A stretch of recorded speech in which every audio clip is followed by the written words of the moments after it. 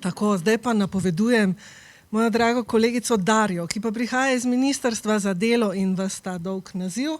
Mi dve sva obe padli v Evropsko leto, a ne da? Najprej ti, potem še jaz, ki si bila tako prijazna, pa si me potunkala potem. No, ampak bova malo povedali tole zgodbo Evropskega leta, ki pa ne sme nikogar pustiti zadaj za vsemi temi nauki, ki jih je Petra povedala. Izvoli, Darja, ti si prva.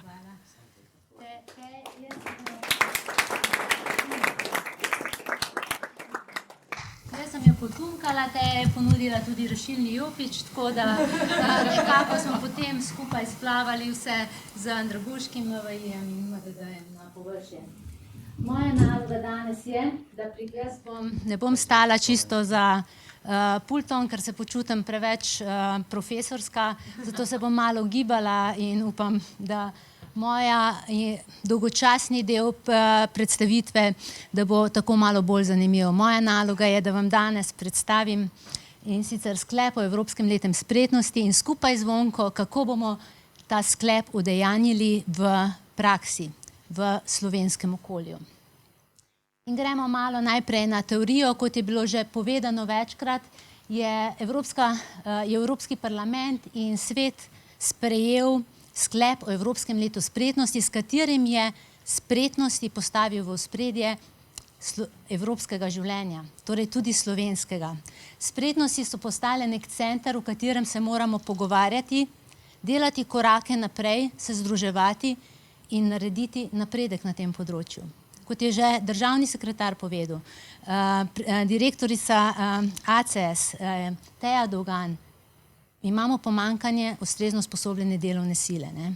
Seveda pa ne smemo tudi širši vidik splošne izobraženosti pri tem zanemariti. Ampak ta sklep je usmerjen na delovno silo.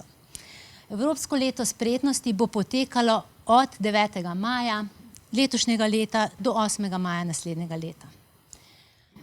Izvajanje sklepa je za države članice zavezujoče, način izvajanja pa je v pristojnosti držav članic.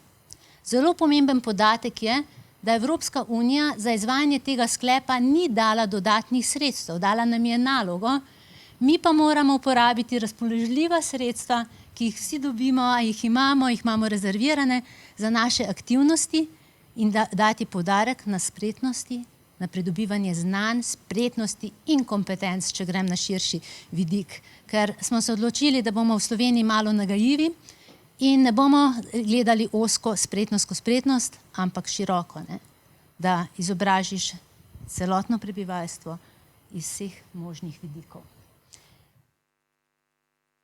Kot je bilo že omenjeno, danes se evropsko gospodarstvo srečuje z pomanjkanjem delovne sile, s pomanjkanjem tudi ustrezno usposobljene delovne sile.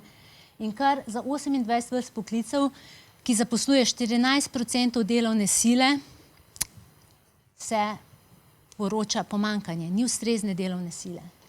77% podjetij ima težave pri iskanju usposobljenih delavcev.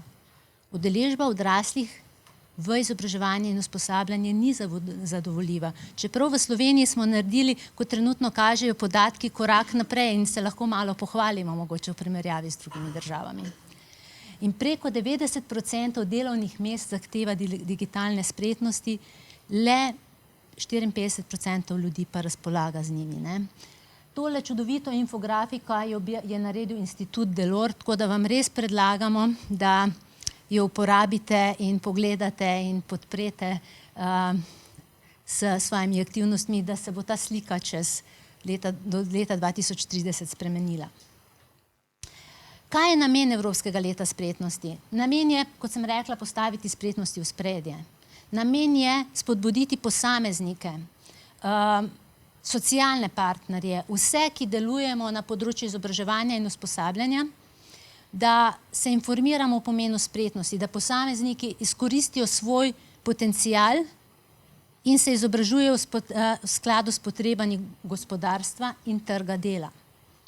Ker če izkoristiš svoj potencial, če se izobražuješ, boš pač bolj zaposljiv. Pomagati podjetjem v sklepu poudarja zlasti mala in srednja podjetja, da naslovijo pomanjkanje spretnosti. In da mi družno pomagamo njim, da naredijo korak naprej, da se zmanjša ta razkorak, da dobijo delovno silo. Spodbuditi in seveda podpreti skupni pristop. To bo danes povedano velikokrat. Vsi smo del Evrope, vsi smo del Slovenije in vsak ima svojo funkcijo, svoje pristojnosti in samo skupaj bomo naredili korak naprej. Kazanje na enega, šolstvo je to, MDD je to, gospodarstvo je to, ne bo prineslo rezultatov. Ciljne skupine so v okviru sklepa delovno aktivno prebivalstvo. To pomeni pač nevključeni tisti, ki so vključeni v izobraževanje ali upokojeni, niso del tega sklepa, ampak tudi te ne smemo zanemariti v okviru Evropskega leta spretnosti. Mi bomo pač Evropski komisiji poročali za delovno aktivno prebivalstvo s poudarkom na teh ciljnih skupinah. Dejstvo pa je, izobraževanje odraslih zajema celoten spekter starosti po odraslosti.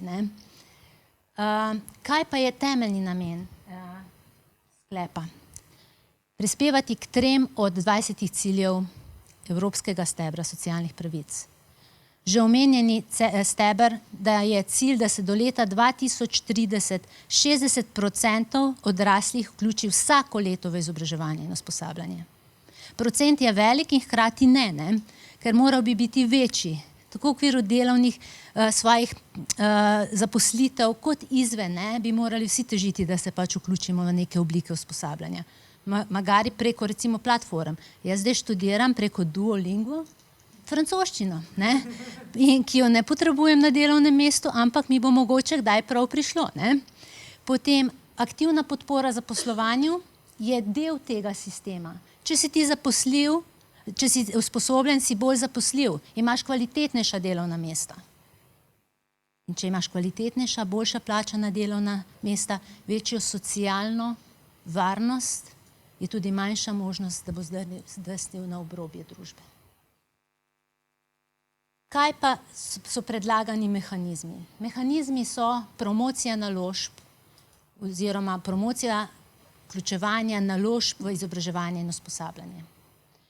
To pomeni v praksi, da želimo, da bo to, kar je na voljo v Sloveniji, postalo vidno vsem. Vsaj izobraževanje, usposabljanje, da bo posameznik vedel, kam na stran Andragoškega centra gre lahko in pogleda, katera izobraževanja so na voljo. To bo Zvonka kasneje bolj povedala. Povezovanje deležnikov, kar sem že omenila, da vsi, ki delamo na področju izobraževanja in usposabljanja, delujemo enotno, se povežemo in delujemo k skupnemu cilju. Usklajevanje želja ljudi s priložnostmi na trgu dela.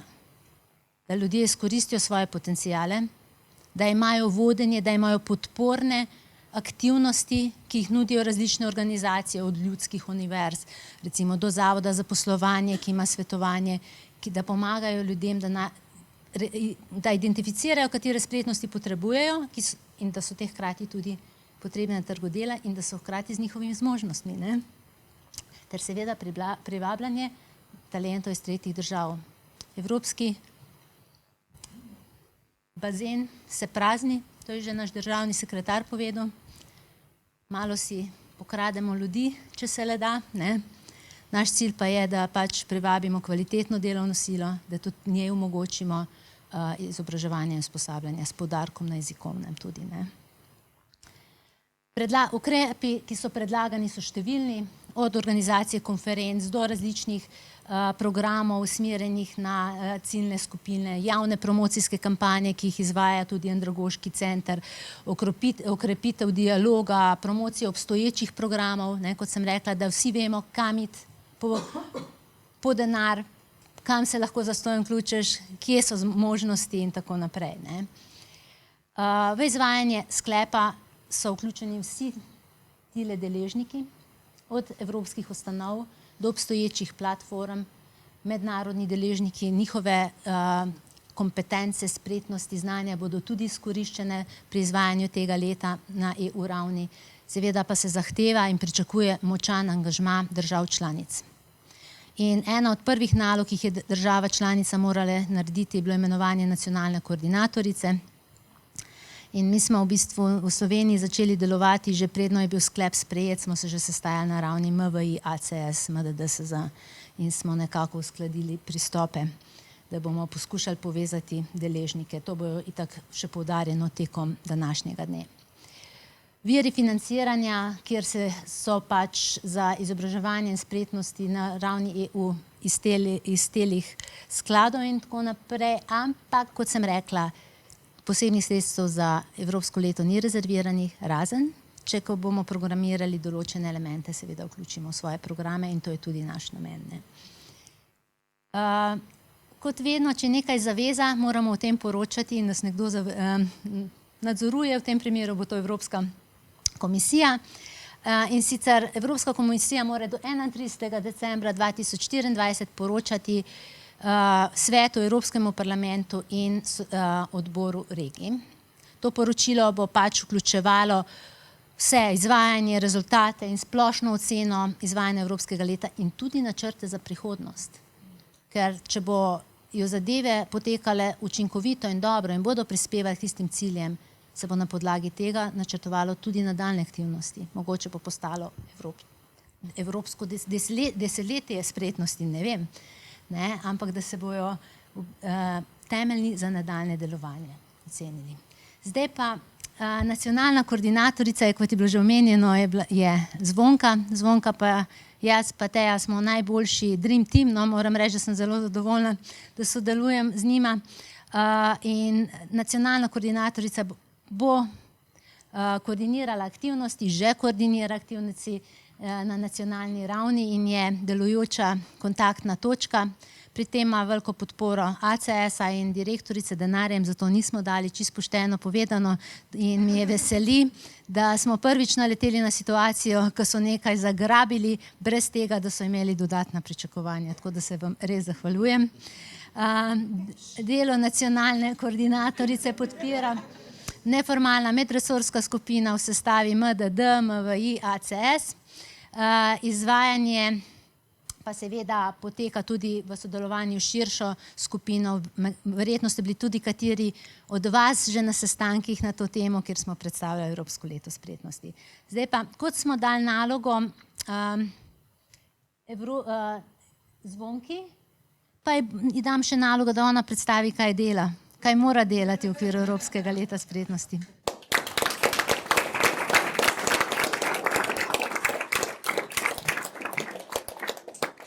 Darja ni povedala, da se mi 3 sestajamo ob 7 ali pa 7:15, najkasneje. Zjutraj, ja. Tem rezervam ni konca. Danes ob 3 zjutraj sem prejela eno od predstavitev, ki bo v kasnejši programski točki, tako da ja, ni meja, očitno. Skratka, ja, vloga nacionalnega koordinatorja je tukaj opisana, ne bom šla prav v vse podrobnosti, ampak jasno, povezovala naj bi, in to že do določene mere počnem, državno in evropsko raven, kar pomeni posredovati primere dobre prakse, poročati o tem, kaj se bo in se že v Sloveniji dogaja. In ravno za naš drugi sestanek, prvi v živo, ki ga imamo naslednji teden, je bila Slovenija izbrana, ker smo morali predhodno pripraviti eno anketo, kaj že počnemo, smo bili izbrani kot primer dobre prakse, kaj že mi vse imamo zasnovano, kaj že vse teče in češ, da naj bi to spodbudilo razpravo tudi drugih držav. Na prvem sestanku je bilo pa tako, da smo najprej ugotavljali, odkot prihajamo, in je bila cirka 1/3 samo z področja izobraževanja, tako kot recimo mi, 2/3 pa z področja gospodarstva. In tukaj bo še veliko usklajevanja in povezovanja in dialogov potrebnih, da bomo res usklajeno na evropski ravni delovali. Potem vodi in oblikuje. Tega me je najbolj strah, zato ker tukaj se zelo zanašam seveda na Darjo, ker Darja lahko da iniciative, ministrstvo je od zadaj in tako naprej.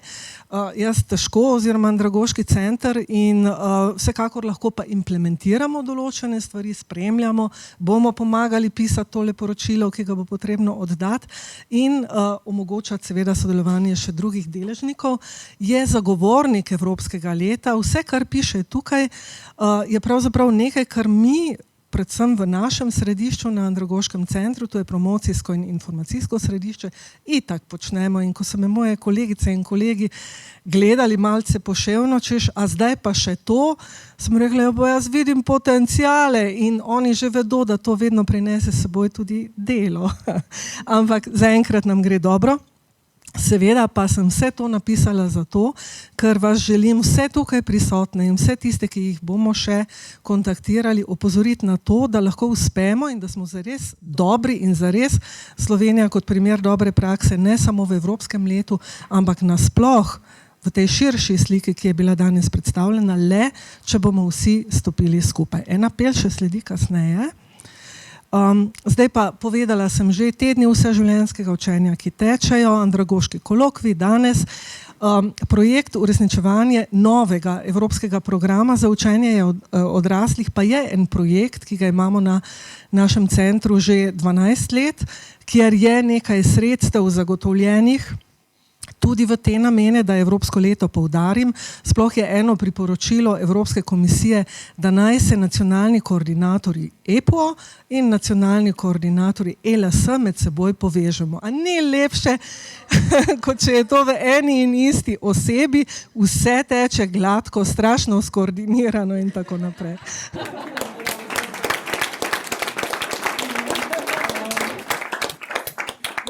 Kot nameček ta EPO, ki ga je mimogrede gospa Barbara Zupan pomagala oblikovati v času slovenskega predsedovanja, predstavnica Ministrstva za vzgojo in izobraževanje, takrat pa v stalnem predstavništvu Slovenije pri Evropski komisiji.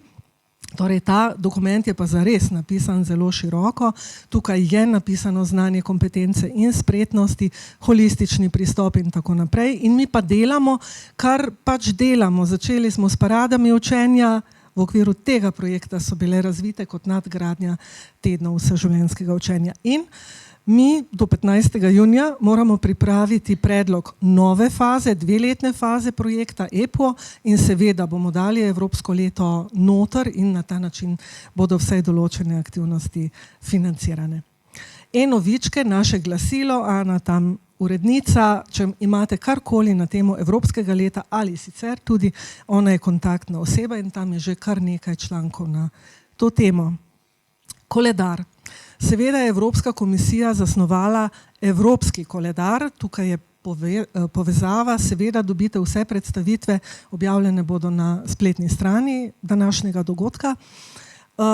Ta koledar je malo tricky v tem smislu, da ne vem, ali so tedni vseživljenjskega učenja in andragoški kolokvij, mogoče lahko kdo na hitro pogleda, sploh že v koledarju. Namreč Evropska komisija malce cenzurira, če ni neko dogajanje v skladu s tistimi 4 cilji, ki so bili omenjeni prej, potem ga ne bo potrdila in se ne bomo pojavili tam. Meni se zdi, da nas ni še na tem koledarju.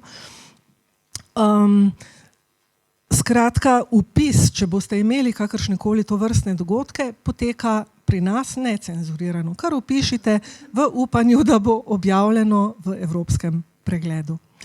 In zato mi, ko smo radi samostojni, smo vzpostavili slovenski koledar, celo pravzaprav spletno stran za Evropsko leto. Koledar vsebuje trenutno tudi vse dogodke tednov vseživljenjskega učenja, ki so jih naši številni izvajalci, zelo pestri izvajalci, prepoznali kot nekaj, kar naslavlja spretnosti, ampak tu noter so tudi dogodki za otroke, medgeneracijski, za pletenje, makrame, take reči, to bomo kasneje prečistili, ampak trenutno so to dogodki TVU in naj tam bodo v slovenskem koledarju. Seveda pa vabimo vse v teku tega leta do naslednjega maja, da vpišete resnično prave dogodke Evropskega leta v ta koledar. Mi ne bomo cenzurirali več kot toliko. Je pa to vse skupaj umeščeno v platformo poti izpopolnjevanja, kamor tudi bo spadalo, to je projekt EPO. Tako. Franci? Aha. Okay.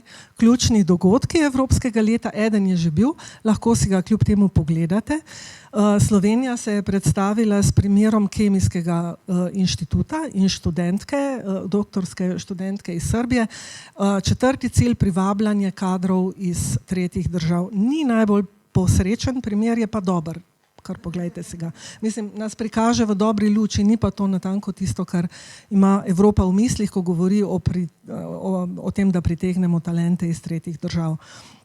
Naslednji teden Making Skills Count, dogodek v Bruslju, v živo, ampak tudi hibriden, določene stvari se bo dalo pogledati preko spleta. Mi o tem obveščamo preko družbenih omrežij, spletnih strani, tako da si boste to lahko pogledali. Že več let, oktobra, novembra, poteka Evropski teden poklicnih spretnosti in Evropsko leto je na nek način raztegnjen tale teden. In potem še nekateri drugi dogodki, zaključni v naslednjem letu in poročilo, kot rečeno, že maja. Tukaj bom šla zelo hitro skozi. Skratka, mi vidimo, eden od potencialov je tisti, Zvonček, eden od potencialov je povezovanje poklicnega, splošnega izobraževanja, medsektorsko, s socialnimi partnerji in tako naprej, pa tudi boljša informiranost o tem, kaj kdo počne. Recimo, mi imamo portal Kampo znanje, zelo preprost, namenjen najširšim množicam, pa menimo nekako, da ni dovolj izkoriščen in bomo z vsemi topovi promovirali tudi to v okviru spletne strani Evropskega leta. In zdaj seveda, kako lahko vi prispevate, čeprav še prej, Franci, prosim, spletno stran, ne, pravi, da ne. Spletno stran slovensko spletno stran Evropskega leta spretnosti, ker smo ponosni na njo, tam piše vse to, s čemer je tudi Petra začela in to smo mi napisali, tega ni napisala Evropska komisija, da se zavzemamo za celostni pristop, vse drugo je njihovo, tole je pa naše. Ne bo šlo. Pa si sami pogledajte preprosto https://els.si in zdaj. Najprej vas moramo navdušiti za to, da boste vsi prepoznali smisel spretnosti kot takih, vseživljenjskega učenja, ki vodi do teh spretnosti in Evropskega leta spretnosti. Ali pa z drugega konca, kakorkoli pripadni naj bi bili vsi tej zamisli. Ne samo tak službeno, ampak čisto zares. Potem, da seveda izvajate ne zgolj dogodke, ki vas vabimo, da jih vpišete v slovenski koledar, ampak da stalno delate na tem področju in se zavzemate za to, da so te spretnosti dosegljive tistim, ki jih zares potrebujejo. To so ranljive ciljne skupine, kot smo že večkrat slišali. Čisto preprosto lahko sodelujete tako, da logotip pripnete k svojim gradivom na seveda večjih nacionalnih dogodkih ali pa s kakšno temo označite, obeležite Evropsko leto spretnosti. Vpišete torej v evropski in slovenski koledar, žal se to ne pretaka iz prej omenjenih razlogov. Lahko prispevate svojo zgodbo. Evropska komisija vabi k temu, da iz posameznih držav članic oblikujemo po njihovi predlogi opis bodisi nekega projekta, ukrepa ali udeleženca, ki je bil posebno uspešen, dosegal posebno dobre rezultate. Potem, da imenujete svojega predstavnika v to široko skupino, ki jo je Darja prej omenila, da seveda sodelujete na osrednjih dogodkih, kot je današnji, pa kot bo zaključni, pa še vsi tisti vmes, in da sodelujete na evropskih dogodkih po vaših močeh ali pa post festum, ker so vsi seveda objavljeni na spletu. Bi pa rada vašo pozornost, sem jaz s tem končala, tukaj so še povezave, kot rečeno, vse to boste videli. Rada bi vašo pozornost pritegnila k enemu dogodku, ki je potekal virtualno in sicer na LinkedInu. LinkedIn osebno uporabljam zato, da kakšne bistre misli tam objavim v povezavi s tem, kar počnem. In podobno verjetno vi tudi. Ampak a ste se kdaj vprašali, ali je LinkedIn kaj več? In jaz sem prvič na tem dogodku dojela, da je to prostor, kjer se srečujejo zaposlovalci po eni strani in mi, delavci, ljudje, ki imamo takšne in drugačne spretnosti. In vsi, ki imate profil, prosim, obljubite mi, da boste svoj profil obogatili z vsemi spretnostmi, za katere zatrdno veste, da jih imate, tudi z onimi, za katere niste čisto 100% prepričani, pa prosite koga, da vas endorsa ali kaj že naredi, ja, podpre.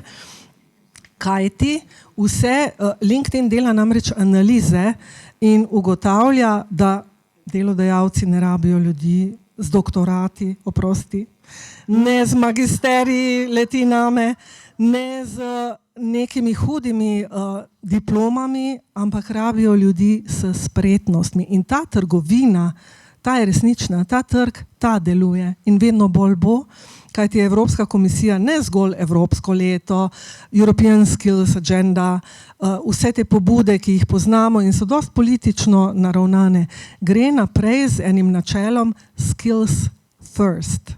In tukaj v dialogu med komisarjem Schmidtom, ki je DG Employment in zagovarja seveda Evropsko leto in vse to, in gospod Sue Duke, ki je pa analitičarka, preprosto povedano, pri LinkedInu. Tukaj je prišlo zares do izraza, kako so skillsi in samo skillsi danes in v prihodnje potrebni in pomembni. Se rečejo klasično izobrazba, ja, ampak. In tale ampak, kot še enkrat rečeno, za to, kar se pojavlja vsak dan znova in za to, za kar še vemo ne, da se bo pojavilo. Hvala lepa. Gospod Stojan, ja, izvolite. Predvsem to, kar ste zdaj rekla, skills first, je treba povedati, da to prihaja v Evropsko komisijo iz nekega bolj globalnega ozadja. Evropa zaostaja za našimi tekmeci, Kitajsko, Ameriko in tako naprej, in če hočemo tukaj storiti, je bilo edino možno, da je Evropska komisija razglasila Evropsko leto spretnosti.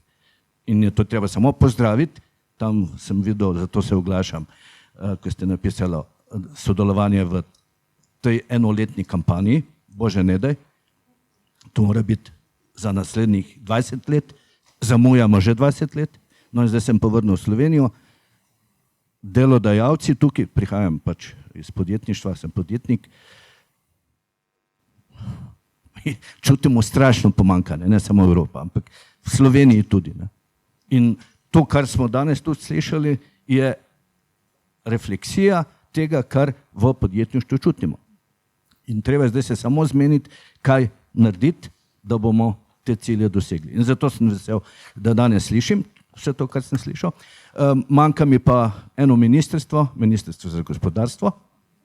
Manjka mi v tem wordingu beseda delodajalci, sindikati. Brez tega ne bo šlo. Jaz lahko še toliko spoštujem vse andragoge, ampak če ne bojo delodajalci pri tem sodelovali in predvsem zaposleni, sindikati, bomo imeli težave.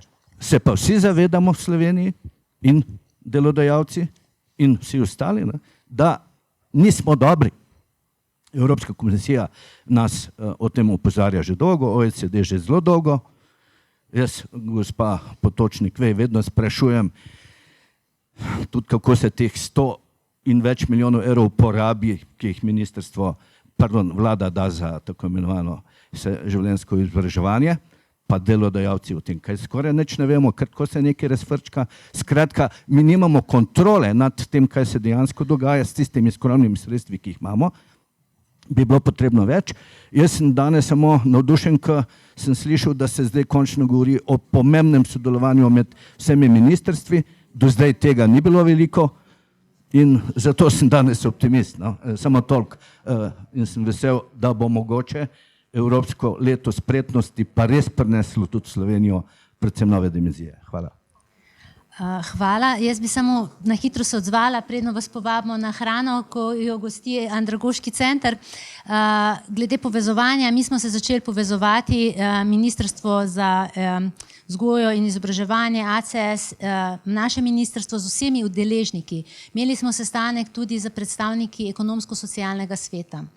povabili smo sindikate in njih na ločen sestanek. Danes boste imeli tudi pri okrogli mizi predstavnika, sicer prihaja iz OZS v imenu ekonomsko-socialnega sveta, žal pa sindikati se niso odzvali, ne, tako da bojo danes manjkali. Bodo pa kdaj drugič mogoče prišli v bližino.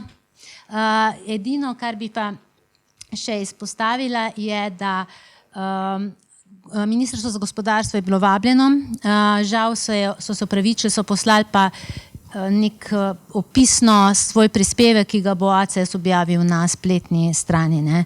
Nas smo pa tudi mi nekako razočarani, ker pač smo želeli vsaj najbolj ključna ministrstva na današnjem dogodku. Hvala, zdaj pa Odmor.